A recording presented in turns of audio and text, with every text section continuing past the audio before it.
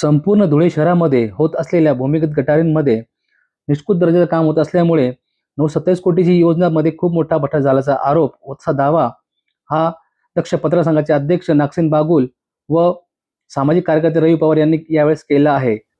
धुळे महानगरपालिकेतील अधिकारी यांनी ठेकेदारांना हाताशी धरून या योजनेमध्ये बोगस पद्धतीने काम सुरू केले आहे. या अनुषंगाने शासकीय सर्व नियम हे धाब्यावर बसण्यात आले असून आज धुळे शहरामध्ये निष्कृत दर्जाचं काम हे सुरू आहे व यामध्ये खूप मोठा अपहार होण्याची दाट शक्यता असल्याने आज दक्ष पत्रकार संघामार्फत माननीय मनपा आयुक्त कापणे साहेब यांना भेट घेण्यात आली. त्याच्यानंतर ते पाईप जे आहे ते निकृष्ट दर्जाचे आहेत, सिमेंट त्या ठिकाणी उचलून घेऊन गेले, विटा निकृष्ट दर्जाच्या आहेत सगळ्या पूर्ण धुळे शहरात. आणि परत ते झाल्यानंतर परत ते काम त्यांनी चालू केलेलं आहे. मग त्यांचं पत्र आलं होतं कलेक्टरचं आपल्याकडे की बाबा संबंधित अशी तक्रार प्राप्त झालेली आहे, त्यांना आपल्या उत्तर देऊन कसं आहे ते अहवाल आमच्याकडे सादर केलं. ते आता भूषण ढवळे इंजिनियर त्यांना विचारलं सर, त्याच्या अजून भूषण ढवळे हा इंजिनियर जो आहे तो फेक इंजिनियर आहे. धुळे शहरामध्ये अंडरग्राऊंड ज्या नाल्यांचं काम चाललेलं आहे ते जवळजवळ आज आम्हाला जी माहिती मिळालेली की 927 कोटी रुपयाचं ते काम आहे. या कामाच्या संदर्भामध्ये गेल्या 6 महिन्यापासून आम्ही या ठिकाणी पाठपुरावा करतो आहे आणि आज माननीय आयुक्त सो नवीन जे बसतील आहेत कापणी साहेब यांना आम्ही आज भेटलेलो. मागच्या महिन्यामध्ये माननीय जिल्हाधिकारी सो यांनी जी काही तक्रार आम्ही त्यांना दाखल केलेली की त्या तक्रारीच्या संदर्भामध्ये त्यांनी आयुक्त धुळे यांना पत्र दिलेलं आहे महानगरपालिकेच्या आयुक्तांना आणि चौकशी करण्याचे आदेश देखील दिले. परंतु त्या पत्राला साधारणतः आज 1.5 महिना झालेला आहे. महानगरपालिकेतून कुठल्याही प्रकारचं त्या पत्रावर दखल घेतली गेलेली नाही किंवा त्याच्यावर कुठल्याही प्रकारची टिप्पणी देखील मांडल्या गेलेली नाही. आज आम्ही या ठिकाणी आलो तेव्हा ती पत्र आलेलं आहे असं ह्या ठिकाणी महानगरपालिकेच्या आयुक्तांना माहिती पडलं. दुसरी गोष्ट, धुळे शहरामध्ये जलद गतीने त्याने संबंधित जो काही ठेकेदार आहे गुजरातचा ठेकेदार जे काम आम्ही बंद केलेलं होतं ते आता नवीन आयुक्त आल्यानंतर ते काम पूर्ण रुटीनवर चाललेलं आहे. रात्रंदिवस ते काम चाललेलं आहे. पूर्ण धुळे शहराची जनता ह्या ठिकाणी बघत आहे.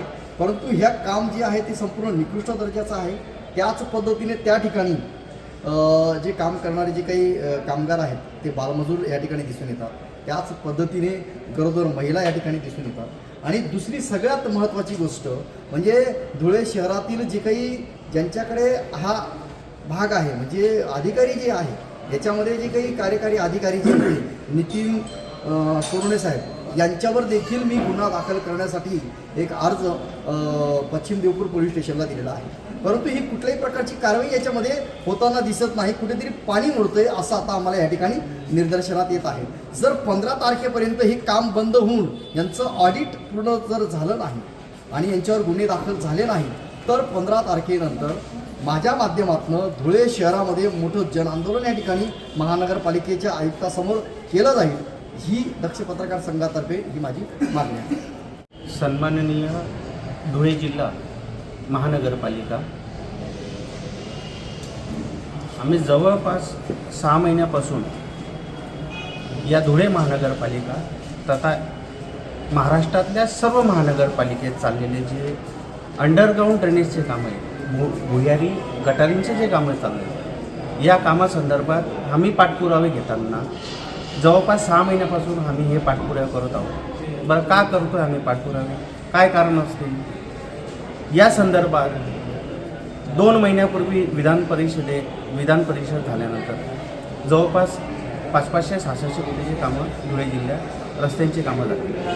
हे कामं झाल्यानंतर आज या भूमिगत गटारी म्हणजे कामं रस्त्यांचे झाल्यानंतर यांना आठवतं आहे का आम्हाला भूमिगत गटारी करायच्या होत्या. आदेश आत्ता पारित झाला. मग इथले महानगरपालिकेचे आयुक्त, इथले महानगरपालिकेचे अभियंता यांना थोडासाही सारांश नाही माहीत आहे का यांना याच्यातलं इंजिनिअरिंग माहीत नाही की रस्त्याच्या अगोदर आपल्याला गटारी झाले पाहिजे. आमच्या प्रमुख मागण्यांपैकी महत्त्वाच्या ज्या मागण्या आहेत की संबंधित महानगरपालिकेने ज्या पद्धतीने हे कामाची फेरी धुळे जिल्ह्याची चालवलेली आहे त्याच्यात जे प्रमुख मागण्या बापूसाहेबांनी सांगितलं की निकृष्ट दर्जाचं काम आहे. बरं, आम्हाला कसं कळलं हे निकृष्ट दर्जाचं काम आहे? संबंधित ह्या विषयाशी संदर्भातला विषय की याची जी क्वालिटी कंट्रोल आहे, आम्ही सांगतोय खराब आहे, ठीक आहे नका, तुम्ही तुमच्या ऑडिटेशनमध्ये टाका ते खराब आहे की नाही ते लक्षात आणून द्या. सगळ्यात महत्त्वाची गोष्ट, ते इस्टिमेट खराब आहे हे सर्वसाधारण जनतेच्या लक्षात येतं आहे. त्याच्यापेक्षाही मोठी गोष्ट सांगतो की ह्या ज्या कंपनीने जे कामं घेतली, आम्हाला आता पत्रक मिळाल्यानंतर कळलं की हे गुजरातच्या सहज कंस्ट्रक्शनला हे काम दिलं गेलेलं आहे आणि लेबर कॉन्ट्रॅक्ट ह्याच कंपनीच्या अंडरटेकिंग हे लेबर कॉन्ट्रॅक्ट दिलं गेलेलं आहे. महानगरपालिकेने हे सगळे जे कामगार आहेत हे नॉन स्केलेबल कामगार आहेत. त्यांना नॉन स्केलेबल उचलून आणलेलं आहे, स्केलेबल पेमेंट वरतून घेत आहेत आणि यांच्याकडनं काम करून घेत आहेत. पहिला मुद्दा. दुसरा मुद्दा, यांच्यासोबत हे सहकुटुंब इथपर्यंत आलेले आहे आणि हे कुटुंबापैकी जवळपास यांच्यासोबत 2, 4, 5 बालक प्रत्येक कुटुंबासोबत आहे, तेही त्यांच्यासोबत काम करत आहे. इव्हन याच्यापैकी जवळपास 5 ते 10% महिला ह्या गरोदर महिला आहेत, हेही त्याच्यात काम करून घेत आहेत. जर इंटरनॅशनल लेवलला हा जर मुद्दा उचलला गेला तर अक्षरशः ह्या कामांना आजच बंदोबस्त केलं जाईल आणि हीचीच मागणी आम्ही महानगरपालिकेत करतोय. ॲक्च्युली हे काम महानगरपालिकेचं आहे, ऑडिटेशन करायचं काम महानगरपालिकेचं आहे, क्वालिटी कंट्रोल चेक करायचं काम महानगरपालिकेचं आहे, पण ते काम कोणाला करावं लागतंय? आमच्यासारख्या समाजसेवकांना करावं लागतंय. चला ठीक आहे, आमच्या गोष्टी बाजूला ठेवा. सगळ्यात महत्त्वाचं गोष्ट म्हणजे याच्यामध्ये जो भ्रष्टाचार जो दडलेला आहे तो भ्रष्टाचार आज यांनी मागण्यांपैकी. तर आज माननीय आयुक्त साहेब, धुळे जिल्हा माननीय आयुक्त साहेबांना आम्ही भेटलो.